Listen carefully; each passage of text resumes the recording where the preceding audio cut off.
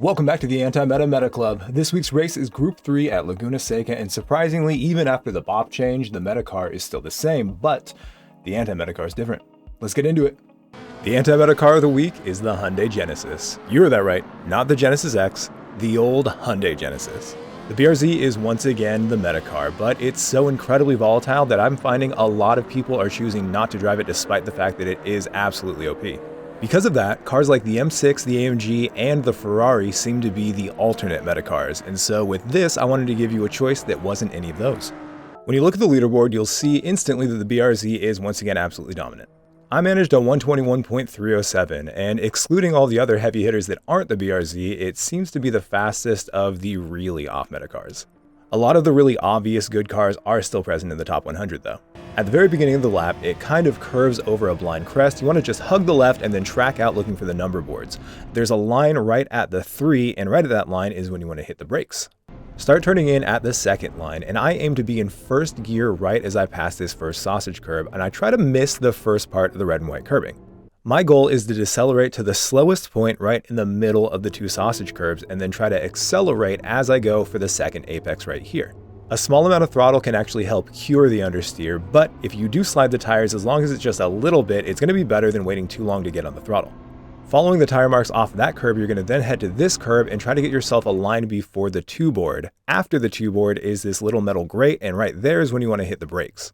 I want you to notice that I'm not fully straightening out the car. In fact, from the first corner, what I'm doing is essentially drawing a very large curve around the next corner, so I'm also not using full brakes. I'm essentially just braking enough that I can continue this curve and tighten it up as I go for this next apex.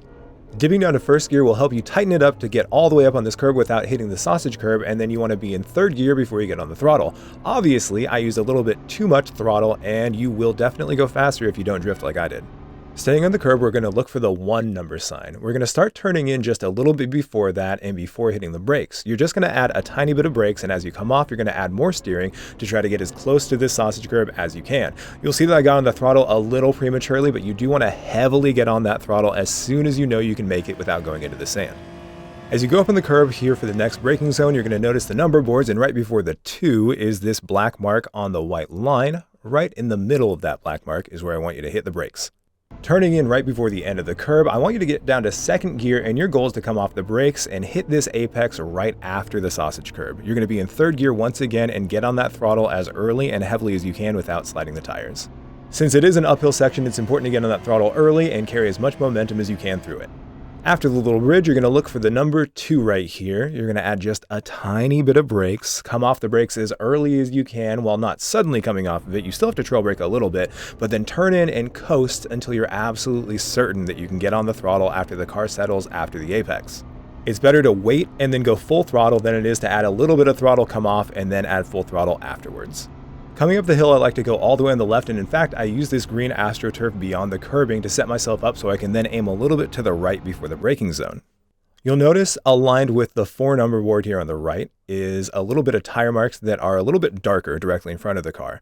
When I hit those tire marks, when I get all the way past the 4 number board is when I hit the brakes.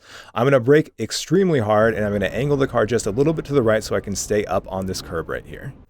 I like to start turning in well before the 1. You can see this dark tire mark here on the curb, and that is essentially the line that I like to take. You've got to make sure that you're keeping brake pressure on as you're trail braking all the way to the next apex.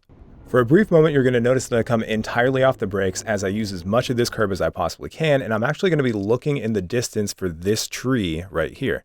As we go over the crest and down the hill, you're going to notice that that tree trunk is aligned with the outside of the curb.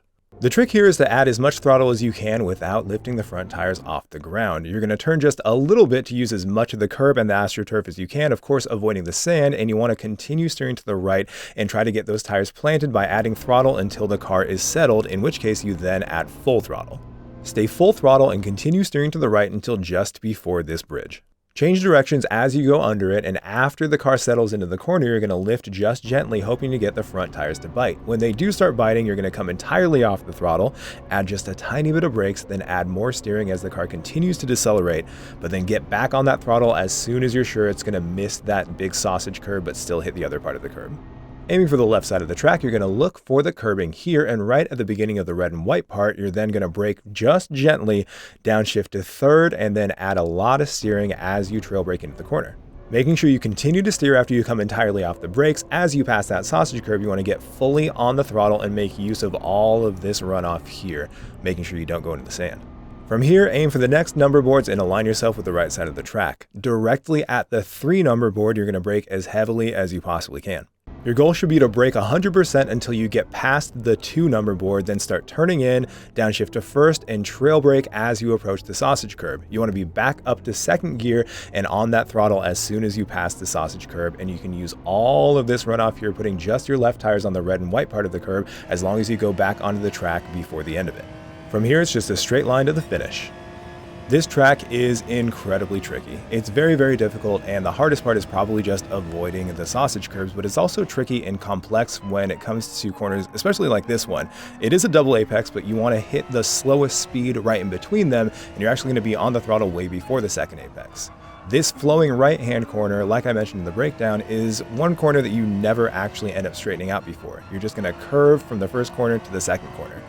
This third one we just completed is really tricky as well because you have to go as fast as you can and get as close to the sausage curb as you possibly can, of course without hitting it.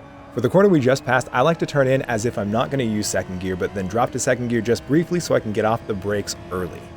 This is actually the hardest corner of the track, and it's really important to just be patient and keep as much speed as you can through the middle of it, making sure you get on the throttle just once coming out of it. The tree reference I gave you for the corkscrew is not something that you're going to use consciously once you really get used to it. Eventually, you're just going to know exactly where you need to go, but when you're still learning it, feel free to use that tree. For this downhill left and this penultimate right-hander, it's really important to brake very little. You want to brake as little as you possibly can, and because of the banking of the corners, it's probably going to be a lot less than you think. This final corner is going to require probably the most braking, but it's really important to come off the brakes early enough that you can get back on that throttle and keep up your momentum through the final corner. This week's race features a required pit stop, but no required tire compound change. However, a no tire change run is extremely difficult. I actually accidentally forgot to take tires in one of the runs, and I did have tires until the middle of the last lap, in which case I lost, I believe, 5 positions. Because of this, there is a pit window, but it's not that big, and the further you go away from the optimal strategy, the more difficult it's going to be to maintain your pace, and the more likely you're going to be to have an incident or just lose a position. As you can possibly see from the game chat, I'm taking some grief because I did forget to take tires, but it was well deserved, and it was hilarious, and it was well worth it just for the moment. It was actually super funny. But now we're actually trying to do something good. So if you split the race in half, you do 2 7-lap stints, that's a very good way to do the race. However, it's not actually even because there's also high fuel usage. It's not going to be exact, but if you pit on lap 6, your second stint of 8 laps is actually going to be really close at the end to the same tire wear that you had on the first stint, just because the car is going to weigh a lot less because you've used more fuel. Because of that, both 6-8 and 7-7 are viable strategies, but because of the nature of this race and the nature of racing in general, you can extend that tire change window just a little bit to great effect. Taking a second to mention real quick, this race is extra volatile. And lots of these races can be volatile. Of course, you can have incidents in any race, but because of all the sand as well as the sausage curbs, it's really easy to turn a small mistake into a very large situation. So be very aware that there will probably be people spinning out in pretty much every race that you do. The fact that the BRZ is the meta car also just exacerbates that fact because the BRZ is incredibly difficult to use. The last time we had this combo, even some of the World Tour drivers were having issues with it.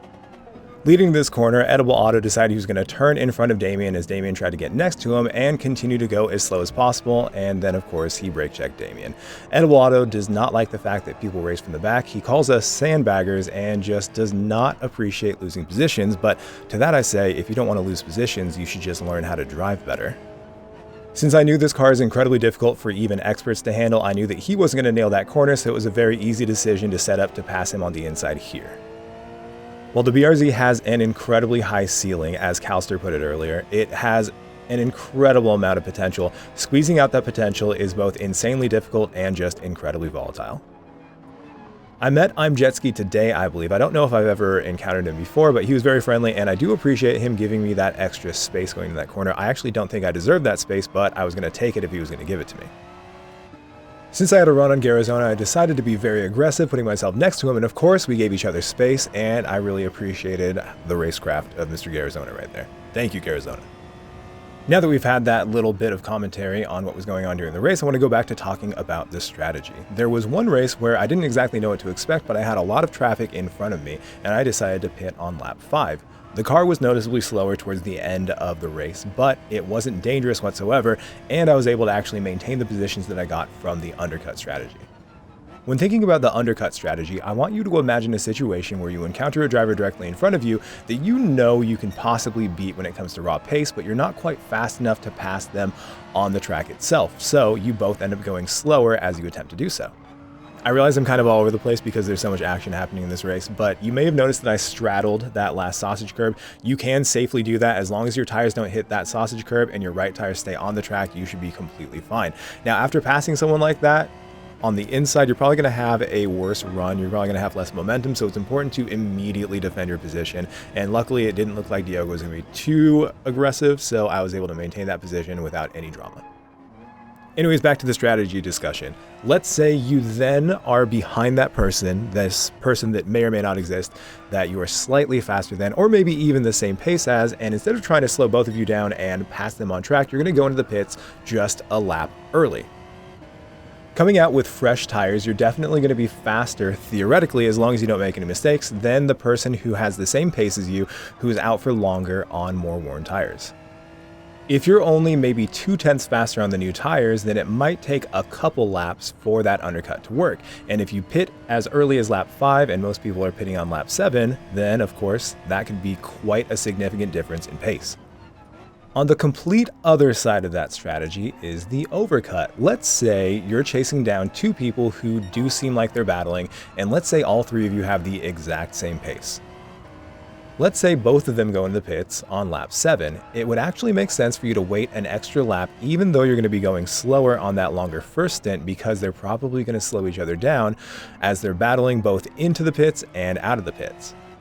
It's impossible to tell if people are actually going to battle and slow each other out on their out lap, but it is a gamble. Everything in racing when it comes to strategy is a gamble. Some things have just a better and higher chance of actually working.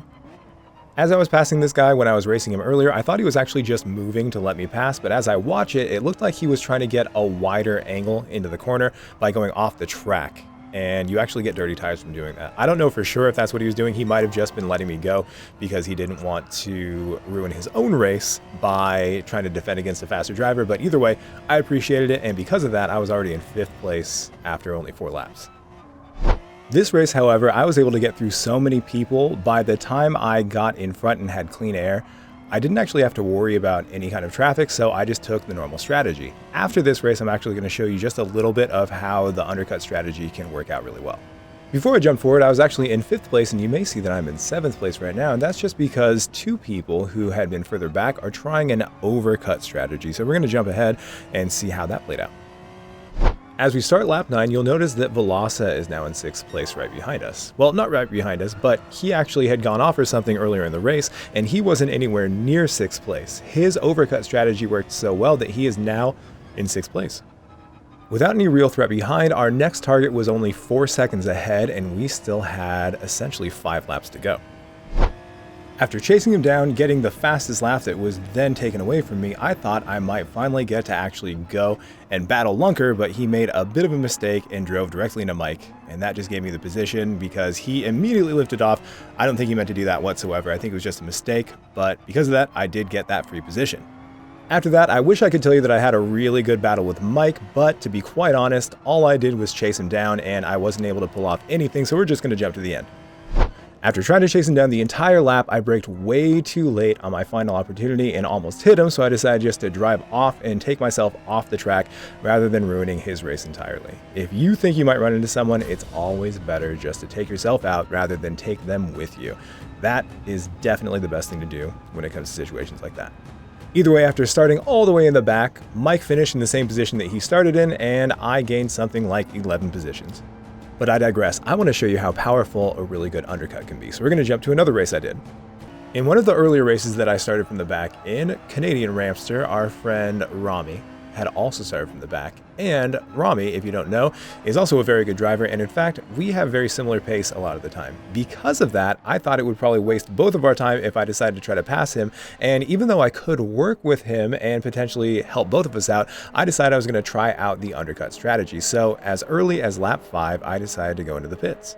I was in 7th place before I went into the pits, and before the car even stops, I'm all the way back in 13th place. And this is actually exactly what I want.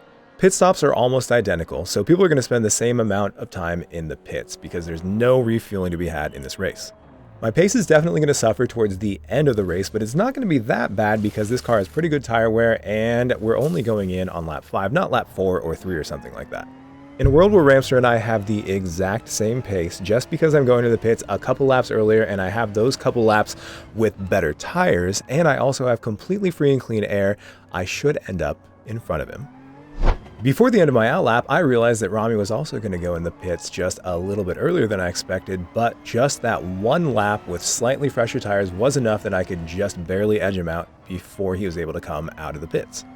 When you have two drivers of very similar pace, track position is everything. Now he has to worry about my dirty air affecting his tires, and I now have a bigger advantage, though that advantage will disappear towards the end. It is equalized just a little bit by the fact that, just like I said, he does have to deal with the dirty air, and that dirty air does indeed actually break down the tires a little bit more. Since most people pit on lap 7, and some people like our friend Paul, whose birthday is today, also pit on lap 8, I had essentially 3 laps where I had better pace advantage because of my fresher tires, and that had a tremendous effect. As you can see, I'm all the way in 4th place here just on lap 8. Velasa and Stig had actually waited and done an overcut, and because I just absolutely can't stand the 737 Stig guy and I'm super petty, I wanted to jump forward just to watch him drive himself off track. Like with the other race I showed you, Velasa had free air and he extended his first stint, making sure that he didn't have to deal with any kind of traffic, and that was actually even more effective. We both had completely opposite strategies, and as you can see, they both worked out really well. You couldn't see because I didn't include the beginning of this race, but Velasa had just started 2 positions ahead of me. We tried completely opposite strategies. Both of them were not the normal strategy, and it ended up working very well for both of us.